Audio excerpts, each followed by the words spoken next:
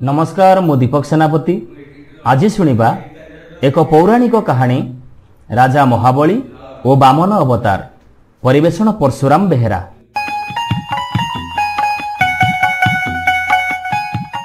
सत्यजुगर कथा। सेतेबेले पाताल लोक थिला असुर मानंकर राज्य। सेठारे राजूती करुथिले राजा महाबली। से थिले खूब शक्तिशाली, धार्मिक और न्यायपरायण। से तांकर सुशासन बलरे समग्र पाताल लोकरे खूब प्रख्यात थिले। क्रमे से तांकर बाहुबलरे पृथ्वी और स्वर्गलोक को मध्य निज आयत को आनिथिले। से पृथ्वी उपरे विजय हासिल करिबा परे से पृथ्वी रे सुख, शांति और समृद्धि आनी परिथिले। तांकर प्रजा माने खूब खुशी रे थिले। एणु से माने राजा महाबली को खूब सम्मान करुथिले। तांकर सुख्याति क्रमे क्रमे स्वर्ग, मर्त्य और पाताल रे प्रचारित होबाकू लागिला। राजा महाबली स्वर्ग राज्य विजय हासिल करिबा परे देवराज इंद्र गादीच्युत हेले। से तांकर सिंहासन फेरी पाइबा पई भगवान विष्णु को प्रार्थना करिबाकू लागिले। भगवान विष्णु आविर्भूत होई कहिले, हे देवराज, तुमर सिंहासन फेरी पाइबा पई तमकू युद्ध करिबाकू हबो। असुर माने तो देवता मानंकर भाई, तेणु तुमे सेमानंकर समकक्ष न हबो काहेकि? ए कथा सुनी इंद्र कहिले, महाबली होउचंती खूब शक्तिशाली। तांको सहित युद्ध करी विजय हासिल करिबा मो पक्षरे असंभव। भगवान विष्णु कहिले, ताहले तमे तमर सिंहासन फेरी पाइबा पई तमे महाबलीଙ୍କ पाखरे निवेदन कर। ए कथा सुनी इंद्र खूब दुखित हेले आ कहिले, समस्त देवगण आपणଙ୍କ बाहु छाई तळे रहिसंती। एमिति परिस्थिति रे आपण ही केवल आमर भरोसा। दयाकरी आमको साहाय्य करंतु। इंद्रंग कथा सुनी भगवान विष्णु टिके हसिले एवं तांको आश्वासना दे कहिले, तुमे निकट भविष्य को अपेक्षा कर। एने महाबली मध्य भगवान विष्णुंकर परम भक्त। दिने राजा बली राज उद्यान रे बसी तांको स्त्री को कहूथिले, मोर पूर्वपुरुष प्रहलाद जे कि स्वयं भगवान विष्णु को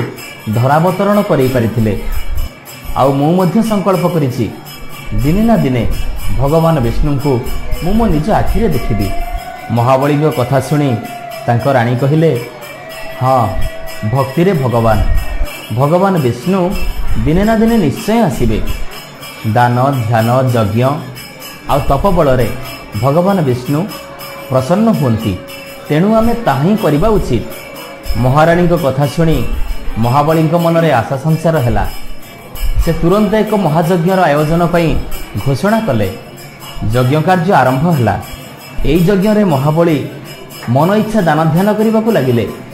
प्रजा माने जी जहा मागिले ताहा ही पाइले। धन, रत्न, गाई, गोरु, अन्न, वस्त्र प्रभृति जी जहा मागिला से ताहा ही पाइला। महाबलींकर गुरु शुक्राचार्य एई यज्ञ कार्य को परिचालना करुथांती। यज्ञ शेष में महाबली प्रजा मानकु दान ध्यान करिबारे लागिथांती। ठीक एतिकी बेले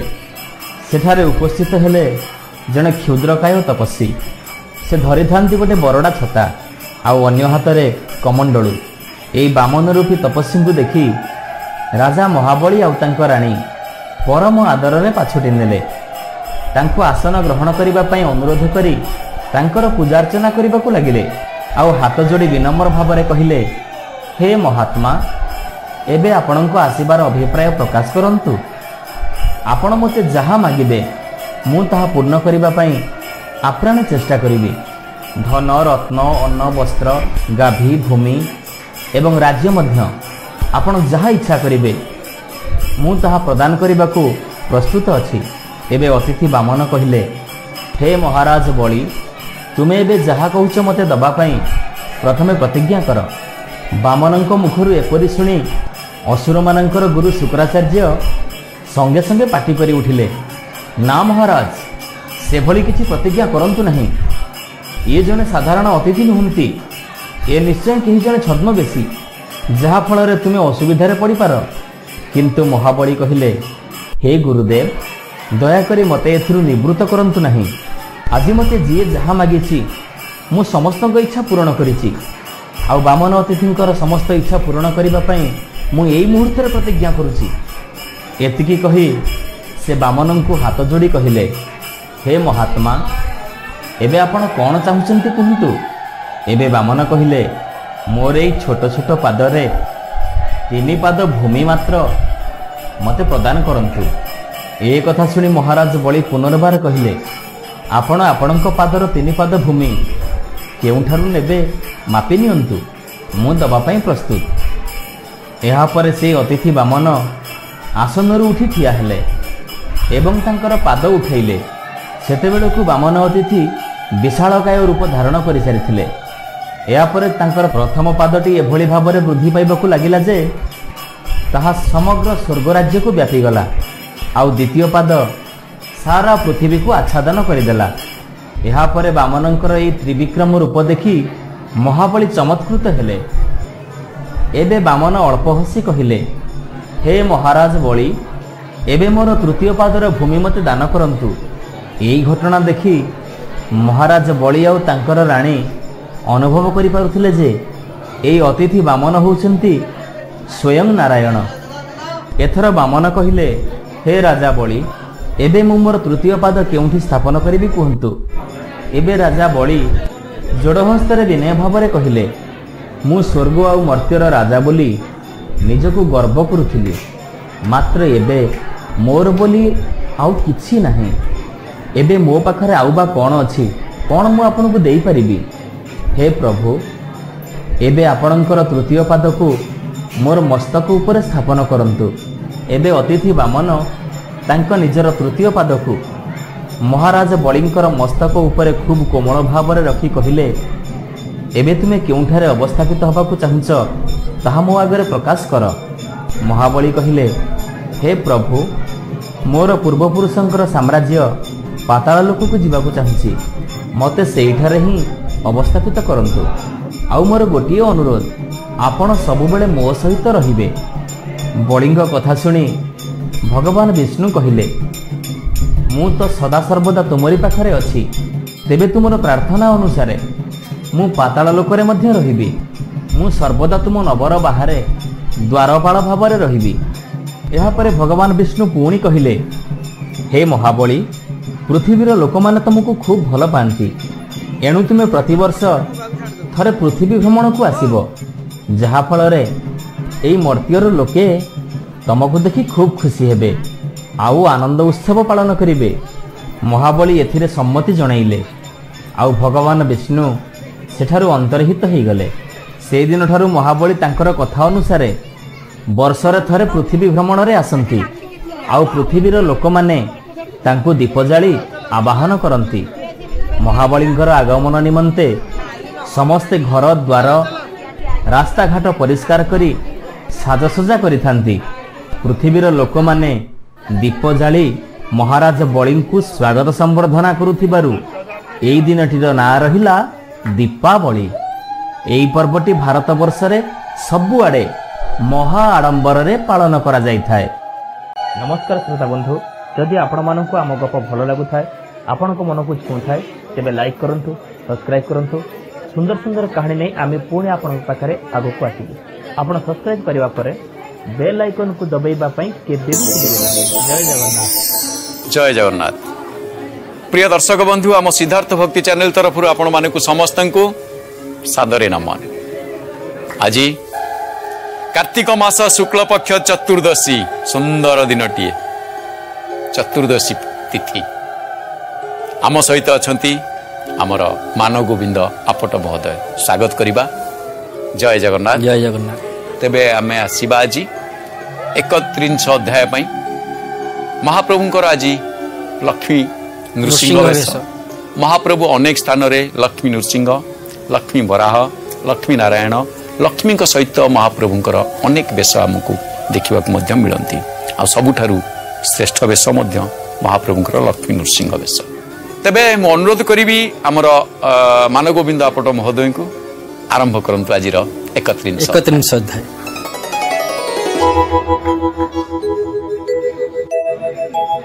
सुत उवाच विष्णुर महिमा अनेक कहंती सुत पौराणिक शुण सकाल मुनि गणे गोविंद आज्ञा परमाणे मिली सकाल ब्रह्म ऋषि वरुण पुरे दूते पेशे ज्येष्ठ कन्या को अणाइले विवाह मंडपे उभा कले अनेक लोक मिलित ही कन्या को देखुछंती रहे। केते सुंदर कथा जोटी भगवान निजे प्रस्ताव देइछंती प्रस्तावक सेठी उदालक ऋषि माने भल मंद देखिबार किछि कौन जेटी अरे समस्ते आम जहा कले सर्वमंगल जगन्नाथ कहूथाई जेतेबेले सर्वमंगल जगन्नाथ अर्थ कौन एटी तो स्वयं जगन्नाथ आछछन एटा निजे स्वयं जगन्नाथ आसीथई तेणु जदि जेतेबेले जगन्नाथ आछछंती तेणु समस्ते विवाह पई माने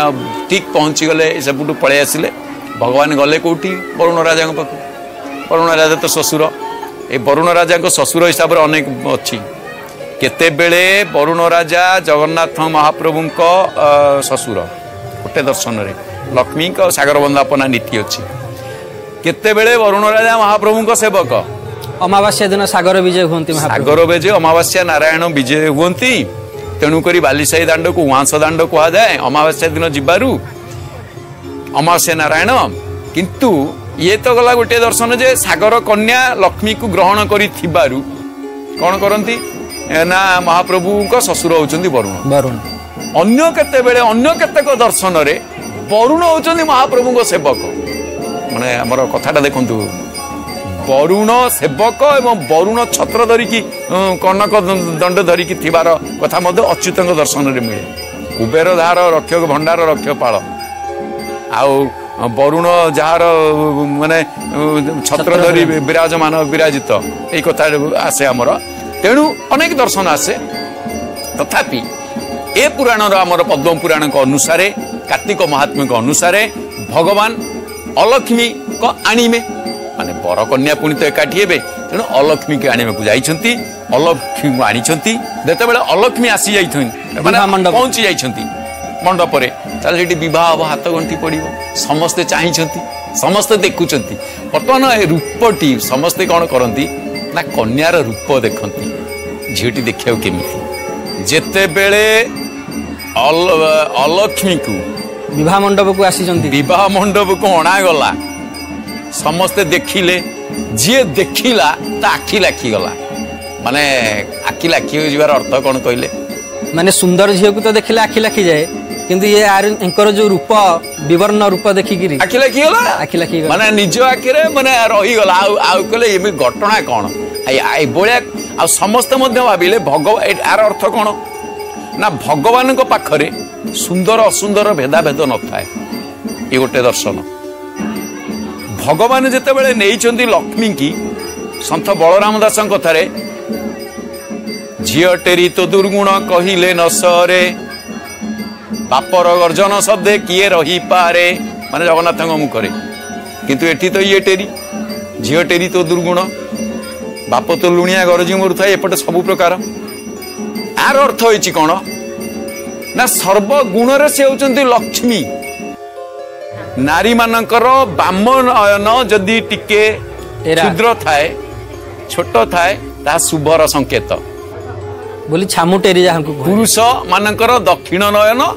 एवं नारी मानकर बाम नयन जोटा को जो छामुटेरी कहती गोटे कथा गला आउ गोटे बल कथा कौन ना जो माने आखि फड़फड़ेवा आमर जो आखि डेईमा कहा जाए नारी मानकर बाम आखि डेईले शुभ पुरुष मानकर दक्षिण आखि डेईले शुभ ये गोटे भल कथा किंतु एठी सिना सामान्यतम कथा ये जो अलक्ष्मी जहाँ नाम अलक्ष्मी ये लक्ष्मी कर जति भल गुण अच्छी ये तार संपूर्ण विपरीत तुम्हें पूर्व हेले मु पश्चिम लक्ष्मी और अलक्ष्मी किंतु ये सबु भितरे भी एते दुर्गुण माने अवगुणर खणी अवगुण तो वर्तमान गुण भी वर्णना करा हेइनी तांको रूप वर्णना करा जाउची जहाँ भी अच्छी किंतु उदालक ऋषि मना करी नांती उदालक ऋषि कौन निजे देखिले नी किंतु उदालक ऋषि एभली झियो को देखि सारला परे मध्य तांको मनरे टिके संदेह नाही तांको मनरे टिके भावना नाही कि तांको मनरे टिके मध्य परिवर्तन नाही काहे कि ईश्वर जहा करंती प्राणीर मंगल निमंते जदि ईश्वर निजे एथिरे माने प्राबंधिक निजे यार सृष्टिकर्ता मु कहीं मना करी ता छड़ा मु केबे शरीर को माने जड़े सन्थ सन्यासी प्रत्येक मनीष शरीर को देखा आवश्यक नहीं तार गुण को देखा आवश्यक बर्तमान गुण सुधा वर्णना करा जाई नाही तेणु रूपरे किछि न थाए गुण रे थाए बर्तमान आगु को कौन गला देखिए विभा बढ़ाई मुनि गण ब्रह्मा सहित नारायण जे जहा पूरे कले विजे थु अंतरे शुण दिउजे अलक्ष्मी कुसंगरे घेनी सेठारु उदालक मुनि निज आश्रमे जाई मिली युवती देले हुड़ा हुड़ी मंगल विधि कले आनी तारे की सागर दुलानी सुखे न भजी तार मने प्रवेश मुनि सन्निधाने जहु शुणिला वेद ध्वनि आकुल होइला कामिनी दोहरा अग्नि धूमवासे विप्र नारी धर्म त्रासे अलक्ष्मी देहे दुख लागे घरु बाहर हेला बेगे दांडरे उबा हेला आसी तारे की उदा करू से निज घर आगे मिले बचन कहती ओ गाड़ी किंपा तुमर गृह छाड़े सकल लज्जा दूरे एड़े दांडरे आसी हेलु उवा ए मते नदी शिला शोभा आबर कांदु अचु कोहे कि अवा गण मोर गृहे देखिया कूल मोर देह कि बोइला मते कह एवं तपति मुखु शुणे अलक्ष्मी कहू अछि वाणी सुंदर भावरे एथर गुण वर्णना हैला हब कहिबे किंतु ता प्राक घटना देखंतु बाहागर हेई गला हाथ गंठी पड़ी गला हां मंगलम भगवान विष्णु मंगलम मधुसूदन मंगलम पुंडरीकाक्ष मंगलाय तनोहरि माधव माधव वाक्यम माधव माधव हरि स्मरंती साधवा नित्यम सर्वकार्ये सुमाधव आरंभ हो गला मंगल ध्वनि हरिबोल हुलहुली सबु सरिला तापर कौन है भाई बाहागर बासी बेदी मुह पोड़ा है कौन बेदी मुह पोड़ा है जेझा बाटे जी गले मंगल मौरी सीमंतिनी माने शुभ सीमंतिनी माने हुलहुली नेले तापर है कौन याकर कर्म है संध्या ध्यान गायत्री ब्राह्मणकर यज्ञ प्रथमे तो नित्य कर्म प्रातः कर्म अच्छी ना ये तो काम विषय बह करना बहर अर्थ नुहे काम ना एमाने विवाहर अर्थ माने सबुदिन विशेष भाव उभय उभय को बहन करवा विवाह आमे एबे काम पई विवाह करते शंकर जो विवाह कले पार्वती कौन काम पई राम को पई आमे माने कामना को मन भीतर रखी काम को विवाह करते ठीक से बड़ी ये तांकर सकाळु जते बेले घियो जळिला ओम स्वाहा आरंभ हो गला याकू भलो लागिलानी अलक्ष्मी को भलो लागिला अलक्ष्मी को भलो लागिलानी कौन करिवे जेते बेले भलो न लागिला घर भितरे चलीची होम यज्ञ सी धुआं जो होम धुआं सी भलो लागिलानी नाकरे बाजिला बेलू नाक फटेला करिवे कौन सीधा सड़क आसी दांड घर भितर तो धुआं घर भितर तो होम यज्ञ होउची आ मंत्र पढ़ा होउची आ मंत्र पढ़ा हला बेलू कौटी कान को भल लगे ये कौन कले दांड द्वारा आसी ठिया हेले एपटे उदाल ऋषि व्यस्त हो गले कहले अरे ये कौन घटना नुआ बहुटे दांडरे नुआ बहु आसी दांडरे ठिया हाँ भारी अलज्जा माने निजको लज्जा लगे कथा नुआ बहुटा अच्छा बहु जदि जाई दांडरे ठिया हब ताहले स्वामी कौन करिवो घर भितर चुप मुह को प्रति बसी रहिबो नले कुआडे पळेबो छाड़ी कि ना आउ एठी उदाल ऋषि जते बेले यज्ञ करूछंती यज्ञ कला बेले बा होम कला बेले तांको पत्नी तांको पाखरे बसिबा कथा ये पाखरे कौन बसिबो जे दांडरे ठिया हलानी तेन तापर कौन हला देखिबा हे महाऋषि तुम्भे शुण मुठारे अच्छी जेते गुण ताहा कहिबे तुम्भ आगे भोनाथ शुण अनुरागे मुझे वरुण राजा जी अजावत बाद मोर प्रिय जेवण गृहे नित्य कली एक आर के बारुआली पुत्र भारी जादा सदासी प्रभु को निंदुद्धि बेवसी मंदिर संस्कार न करी पदार्थ करुथिव चोरी जहि सकट द्युत खेल मिथ्या कपट माड़ गोल पर दारा प्रीति रे रसी एक आर के पर आसी पर को करुथिवे निंदी अपना गुण क्रिया निंदी जीव को करुथिव हिंसा एवं तस्ताने मोर बसा जहि न रसे मोर मन से कथा सुनत प्रधान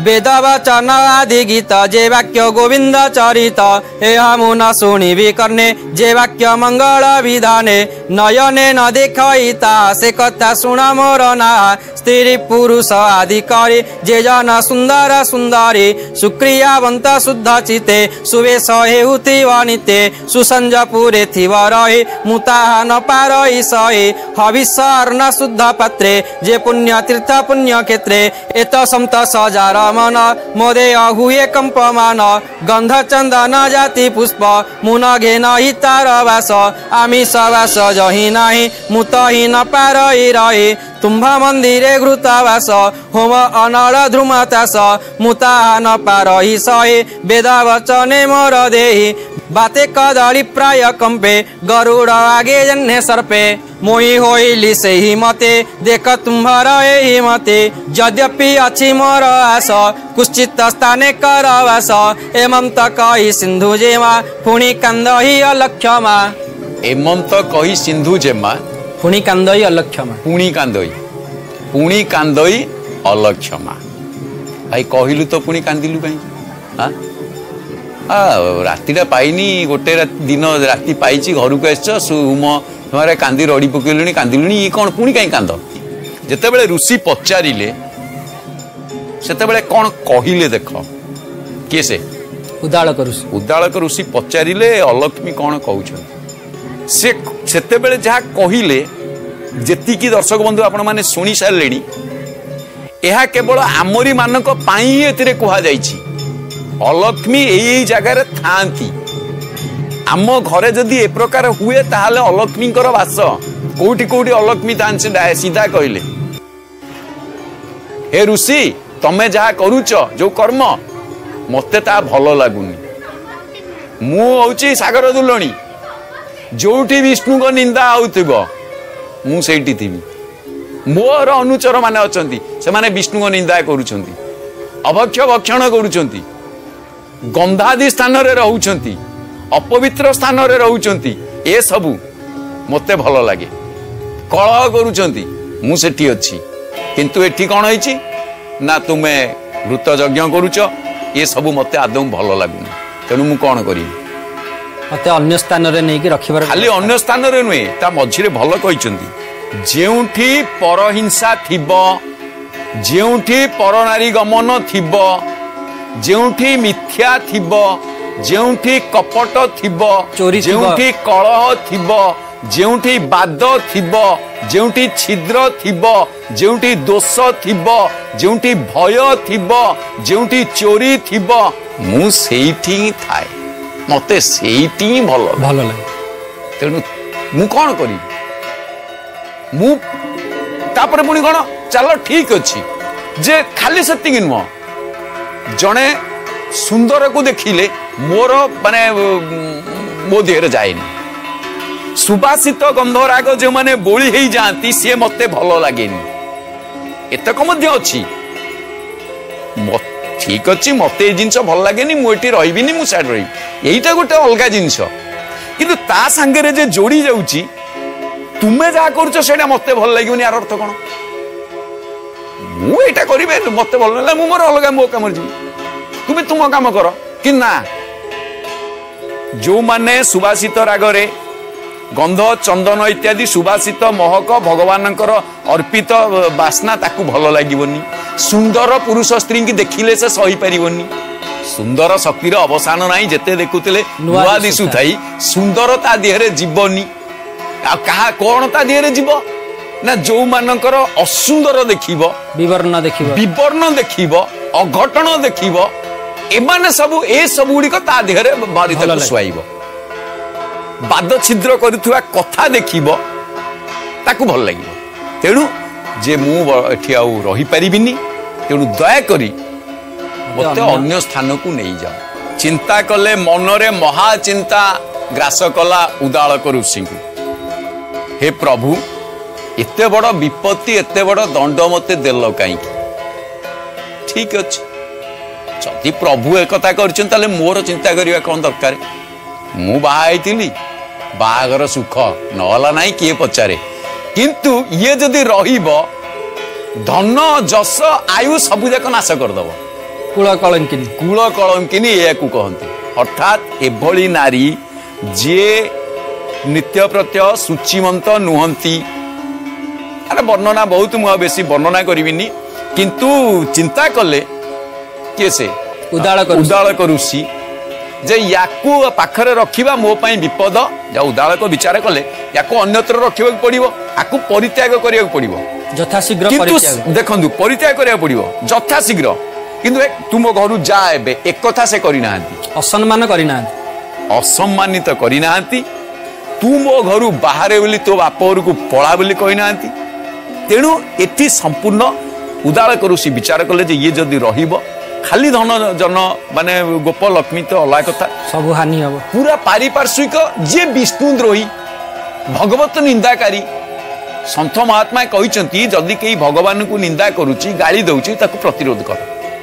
किंतु जदि प्रतिरोध करिवार शक्ति तुमर नाही गाली देवार वालार शक्ति अधिका कानरे हाथ देकी से स्थान परित्याग कर। एठी उदालक ऋषि सांगरे नहीं गले सांगरे नेला परे गोटे अश्वत्थ वृक्ष मूलरे शनिवार बसई शनिवार रे अश्वत्थ वृक्ष मूलरे बसई दी कहीं बसई दी ये गोटे भल कथाटी अच्छी उदालक मुनि अश्वत्थ वृक्ष मूलरे बसईबार अर्थ या प्राकरु बट अश्वत्थ पिपलंकर जन्म हो सारी उदालक मुनि भल भाव जानी जे पिपल वृक्षर महत्व केते से बट वृक्ष मूले रखी था कि बट वृक्ष मूले रखिले कहीं ना जो पुष्करिणी रे हजिची से पुष्करिणी रे खोजी निजे विष्णु होचंदी यार सूत्रधर मते धरई दे गले जदि धरइले तेबे मु नै कि कहीं वरुण राजा ता बाप घर कहीं जीवी मोर एठी कौन कले ना ये तो तांकर माने निजे निजर बंधु ना निजे तो कहचंदी तांको वृक्ष को वृक्ष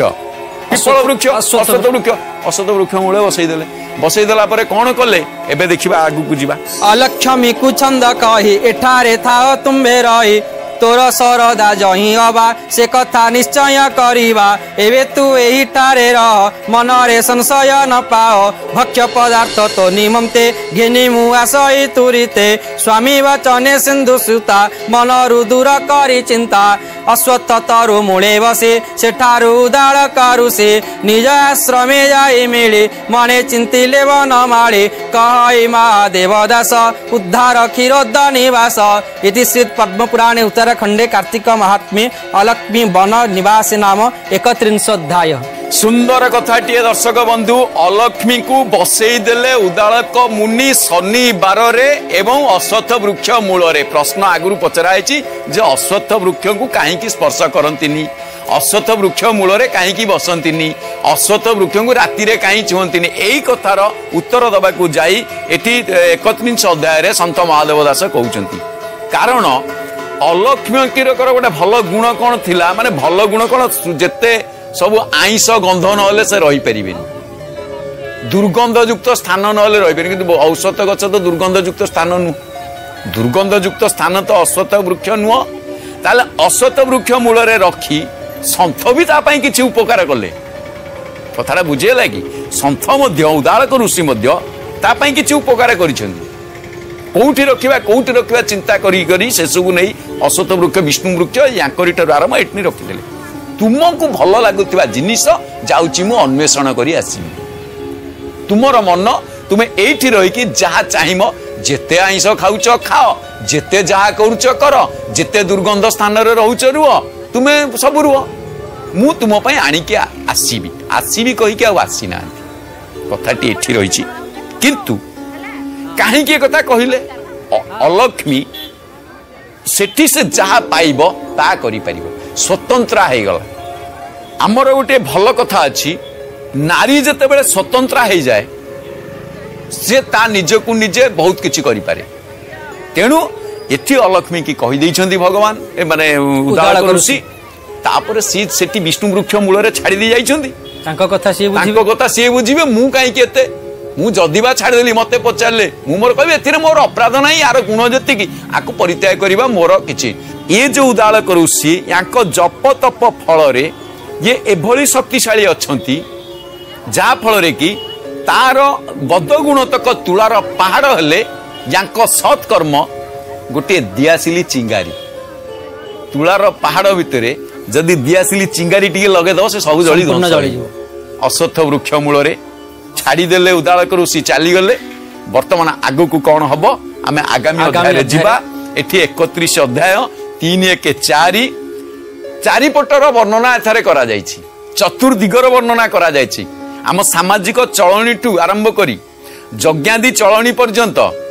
माने साम दान दंड भेद सबु चारोटी जिनिस वर्णना करा जायछि 31 अध्याय आज आम बाणी के विश्राम दवा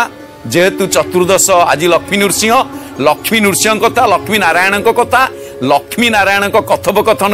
कौन ना उदाल ऋषि बाहागर एपटे वनगमन करई दी क्या अलक्ष्मी की वनगमन यार अर्थ